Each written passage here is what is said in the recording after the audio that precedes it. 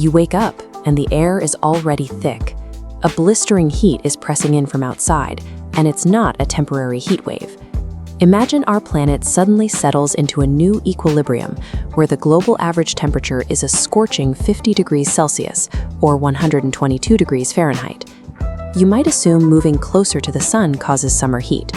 In reality, Earth's elliptical orbit means our distance from the star naturally changes by 5 million kilometers annually. The true driver of our seasons is Earth's 23.5-degree axial tilt. Leaning toward the sun brings summer, leaning away brings winter.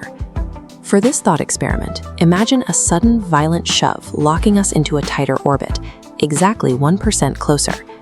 The climate wouldn't flip overnight. Instead, the Earth would begin a terrifying rebalancing act to shed that massive influx of new solar energy. The stability of our world is a billion-year-old cosmic dance. Even a 1% shift disrupts the specific conditions that modern agriculture and city building possible. On day one of this new world, dawn breaks with an oppressive blanket of heat, already in the high 30s. Our first instinct is to run inside and crank the AC as high as it goes. That massive, coordinated action creates the second disaster. Electrical grids are built for predictable demand. A simultaneous, sustained spike from billions of AC units running on max overwhelms the system. Transformers immediately begin to overheat. Power lines aggressively short out, and blackouts roll across continents. Out in the sun, the physical layout of our cities begins to fail. Asphalt gets 20 to 30 degrees hotter than the ambient air. At 50 degrees Celsius, road surfaces soften and deform, turning city streets into buckled, sticky traps and bringing supply trucks to a halt. Anyone caught outside without protection faces a rapid onset of heat stroke. The body's core temperature rises until it can no longer cool down, turning open spaces and parks into instant death traps. Every piece of infrastructure we rely on was built for a temperature range that no longer exists, leaving us totally exposed. As days turn into weeks, an even deadlier threat emerges: the wet bulb temperature. This occurs when extreme heat mixes with high humidity. Humans cool down by sweating, but in saturated air, sweat fails to evaporate. You lose your cooling mechanism entirely. The survival limit is a wet bulb temperature of 35 degrees, though 31 becomes hazardous. Cross that, and your body begins cooking from the inside out. In a 50-degree world, the hottest and most humid parts of our planet, like the Congo and Southeast Asia, and the Amazon basin, would sit directly in this death zone for long periods. Entire regions, home to billions of people, become zones where it is physically impossible to survive outdoors for more than a few hours. Without massive, uninterrupted cooling technology, any power failure is a death sentence. The breakdown quickly extends to the oceans, which absorb over 90% of the excess heat. As surface temperatures skyrocket, marine food webs collapse, and the superheated water fuels theoretical hypercanes, massive storms far stronger than our current hurricane scale. But here is the bizarre paradox of our superheated planet. While the equator boils, moving closer to the sun actually plunges parts of the northern hemisphere into a deep freeze. This maps the Atlantic meridional overturning situation, a giant ocean conveyor belt pulling warm water north. An influx of cold water from melting Arctic ice shuts it down entirely. Without it, Europe and North America freeze, while the rest of the globe suffers an inferno.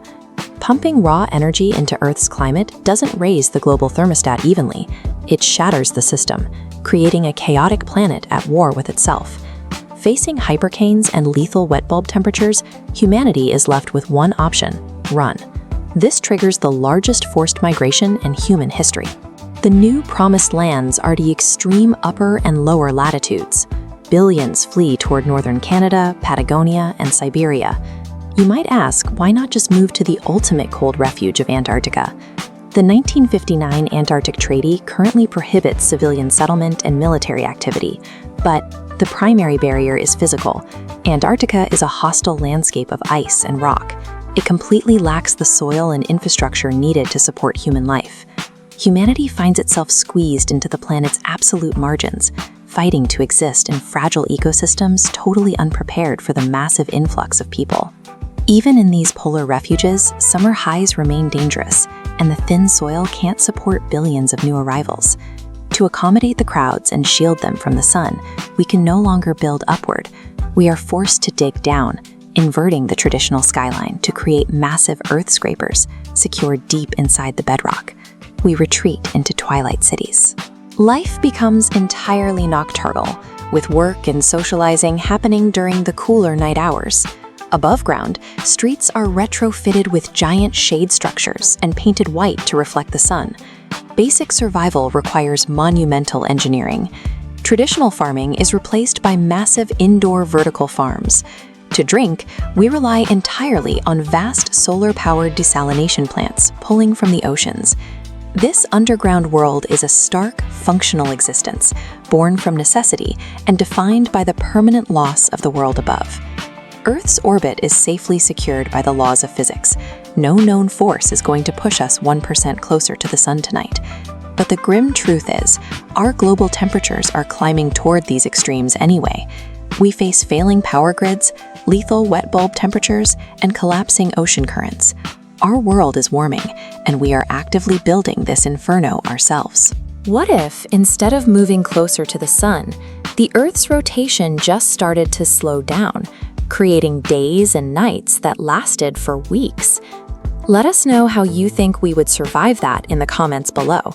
And if you want to explore more scientific thought experiments with us, make sure you subscribe.